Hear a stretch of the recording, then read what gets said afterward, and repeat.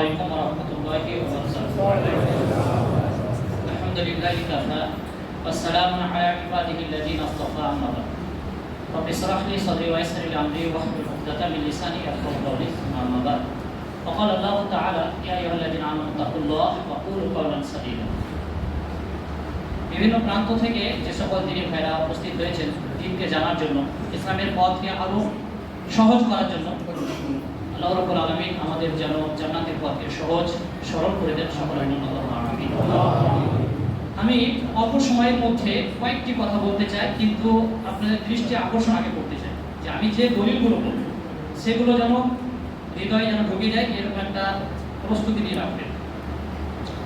আমরা সলফে সালেহিন পর্বে আমলগত দিকগুলো আমরা কম বেশি নিয়েছি, আলহামদুলিল্লাহ আমলগত দিক, কিন্তু তাদের বেশ কিছু দিক আমরা ছেড়ে দিয়েছি যেগুলো না নিলে জান্নাতে যাওয়া অসম্ভব। তা হচ্ছে হুসনে খুলুক। সলফে সালেহিনদের যে চরিত্র ছিল, যে আখলাক বৈশিষ্ট্য ছিল, সেগুলো আমাদের মধ্যে যদি তাদের জীবনীগুলো পড়া হয় তাহলে বোঝা যাবে যে অনেক ত্রুটি রয়েছে। যেমন সলফে সালেহিনদের বৈশিষ্ট্যের মধ্যে গমতুন নাস ফাতারাল হাক্কে ওয়া গমতুন নাস, মানুষকে হেয় প্রতিপন্ন করতেন না। তাদের ইহুদি হোক, খ্রিস্টান হোক বা অন্য মতাদর্শের ব্যক্তিরা হোক না কেন, কখনো ছোট বড় এটা তারা করতেন না। তাদের সিরাত থেকে বা তাদের জীবনে থেকে স্পষ্ট বোঝা যায়। যাই হোক, পবিত্র কোরআনুল কারীমে আল্লাহ রাব্বুল আলামিন যার আদর্শকে না নিলে আল্লাহ খুশি হবেন।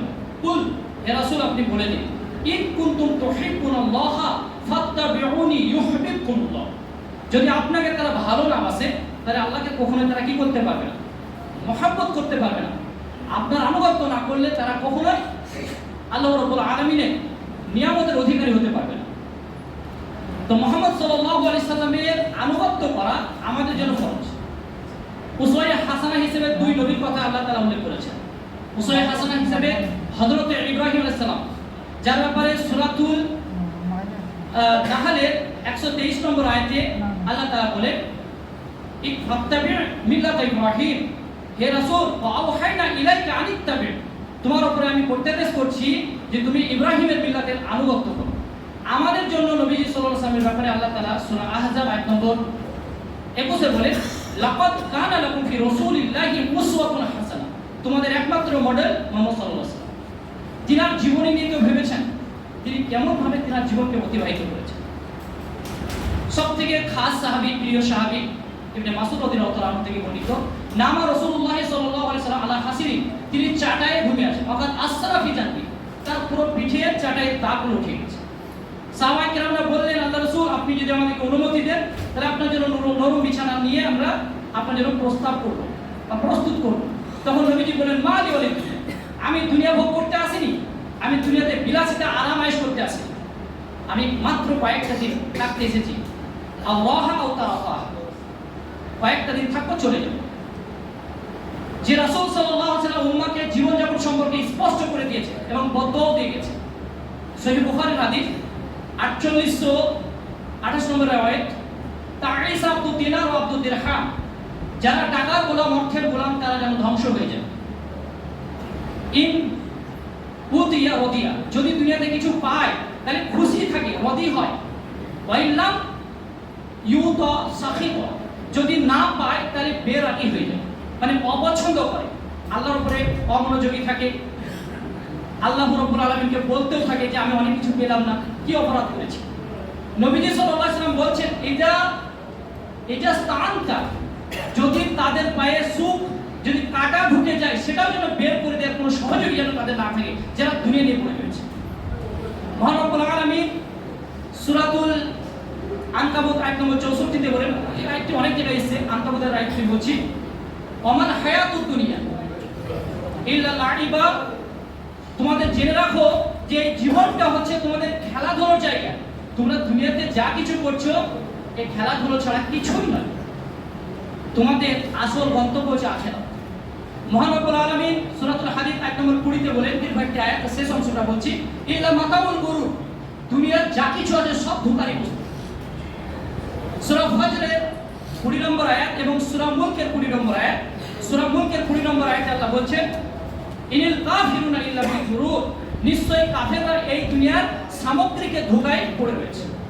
ওয়া তুহিব্বুনাল মাল হুব্বান জাম্মা, যারা দুনিয়ার মালকে অত্যন্ত মহব্বত করে, অত্যন্ত প্রিয় মনে করে, তারা আখিরাতের ক্ষতি করে ফেলে। সূরাতুল দাহার আয়াত নম্বর 27 আল্লাহ তাআলা বলে, ইন্না হাউলা ইউহিব্বুনা আদিলা ওয়া ইয়াযরুনা ওয়ারাহুম ইয়াওমান সাকিলা। তারা দুনিয়াতে ভোগ করতে গিয়ে তারা বিপদের দিনটাকে ভুলে গেছে। যেদিন ইয়া নাফসি করবো আমরা, নবীজি বলেছেন মানুষের সেদিন মুখ বরাবর ঘাম হবে। সেদিন আদম থেকে সকল নবী ইয়া নাফসি করবে। সেই দিনকে আমরা ভুলে গেছি দুনিয়ার মায়াতে পড়ে। যারা দুনিয়ার মায়াতে পড়ে থাকবে তাদেরকে কাফেরের কাতারে উঠতে হবে কিয়ামতের মাঠে। সূরা মুহাম্মদ আয়াত নম্বর 5। ওয়াল্লাযিনা ইয়াতামাত্তাউন, নিশ্চয় যারা কাফের তারাই দুনিয়াতে বিলাসিতায় ব্যস্ত থাকে। উম্মাহ আজকে যে অবস্থায় রয়েছে, যেটা আমি আমার জীবনের একটা তিক্ত অভিজ্ঞতা শেয়ার করছি, যে উম্মাহ মধ্যে যে ক্যান্সার, ধর্মীয় ক্যান্সারের মূলে হচ্ছে দুনিয়াদারিতা। সলফে সলেহিনরা এমনি জান্নাত পাননি। জান্নাতের দরজা পাওয়ার বড় একটা কি ছিল, দুনিয়ার বেরাগী ছিলেন। ইমাম আহমদ বিন হাম্বল রাহিমাহুল্লাহ বলেছেন, ইন্না যুহুদা ফিদ দুনিয়া ইউরিহুল কলবা ওয়াল বাদনা। যার কাছে দুনিয়া বিমুখতা নাই, যার মধ্যে, সে কখনো তার দিলের মধ্যে ঈমান থাকবে না, রূহ দেওয়া হবে না তার ঈমানের মধ্যে। বুঝতে পারছেন কত স্ট্রং রাওয়ায়াত, সব সহিহ রাওয়ায়াত, কারণ দরকার হলে নিয়ে নিতে পারেন আমার কাছ থেকে। নবী আকরাম সাল্লাল্লাহু আলাইহি সাল্লাম আমরের শিগা ব্যবহার করে বলে গেছেন, ইন্না দুনিয়া, নিশ্চয় এই দুনিয়া, খুলওয়াতুন খাদিরাতুন, খুব সুন্দর একটা জায়গা, লোভনীয় জায়গা। ফায়ানজুরু কাইফা তা'মালুন, তোমরা লক্ষ্য করো তোমাদেরকে আখিরাতের জন্য এখানে পাঠানো হয়েছে, তোমরা আখিরাতের কাজ কি কি করলে বলো। দুনিয়াতে তোমরা আখিরাতের কাজ কি কি করলে আপনারা জানেন। সূরা জারিয়াতে 56 নম্বর আয়াতে আল্লাহ বলেছেন, ওমা খালাকতুল জিন্না ওয়াল ইনসা ইল্লা লিয়াবুদুন, আল্লাহর ইবাদতের জন্য এখানে পাঠানো হয়েছে। আপনি হিসাব করেছেন 24 ঘন্টার মধ্যে আপনি রবের কতটা কাজ করেছেন? যেটুকুন করেছে শুধু দুনিয়ার কাজে মগ্ন হয়ে আছে, দুনিয়া নিয়ে পড়ে রয়েছে। আপনি কি মনে করেছেন যে ওই উমর রাদিয়াল্লাহু তাআলা আনহুর মতন কি ওই সাহসিকতা পাবেন যিনি পথ চলে শয়তান তাকে পথ ছেড়ে দিত? আপনি কি মনে করেছেন যে যাদের ডাকে, যেমন খাব্বাব রাদিয়াল্লাহু তাআলা আনহুকে আল্লাহ রাসূল বলছেন, আবি জিবালা কানামিহি, এমন একটা পিরিয়ড, একটা সময় আছে, হে খাব্বাব, বাঘ তোমাদেরকে ভয় করবে।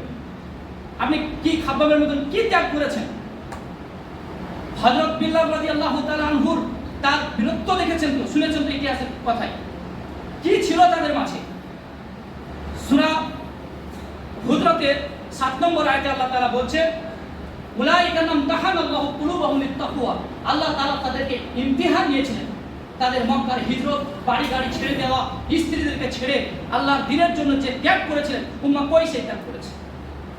জেনে রাখেন, এই উম্মার উপরে আল্লাহ বোঝা চাপিয়ে দিবেন। আমি আমার সময় শেষের দিকে আছে, মোটামুটি 3 মিনিট আছে। সহিহ মুসলিমের রাওয়ায়াতের হাদিস, আল্লাহ রাসূল সাল্লাল্লাহু আলাইহি সাল্লাম বলছেন, ইল্লা সাল্লাল্লাহু আলাইহিম আদুওয়ান, রব্বুল আলামিন তোমাদের উপরে জালেমদেরকে তোমাদের উপরে বসিয়ে দিবেন, জালেমদেরকে তোমাদের উপরে বসিয়ে দিবেন। আখাযা বা'দা মা ফি আইদিহিম, তোমাদের হাতে যা কিছু আছে, জমি জায়গা বাড়ি গাড়ি, সব তারা ছিনিয়ে নেবে। এই যে বলছেন যে আমাদের মাদ্রাসাগুলোকে তারা কেড়ে নিচ্ছে, কারবেই তো, হাদিস বলছে কারবে। সহিহ মুসলিমের রাওয়ায়াত, সহিহ মুসলিমের রাওয়ায়াত স্পষ্ট, যখন তারা আল্লাহর সাথে যে ওয়াদা করেছে তা যদি পূর্ণ না করে, রাসূলের সঙ্গে যে চুক্তি করেছে তা যদি পূর্ণ না করে, সবকিছু কেড়ে নেওয়া হবে বলা হয়েছে। আবু দাউদের রাওয়ায়াতের হাদিস, রাসূল সাল্লাল্লাহু আলাইহি সাল্লাম বলছেন, তাকুসাইন সাইল, তাদের অবস্থা হবে ভাসমান খড়কুটোর মতো, উম্মার অবস্থা হবে কুত্তা কুকুরের মতো। কেন হবে?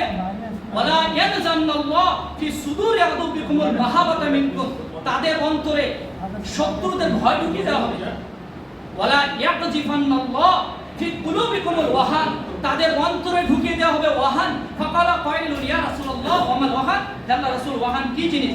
হুব্বুদ দুনিয়া ওয়া কারাহিয়াতুল মাউত, তারা দুনিয়া নিয়ে পড়ে থাকবে আর মৃত্যুকে ভুলে যাবে, মরতে চাবে।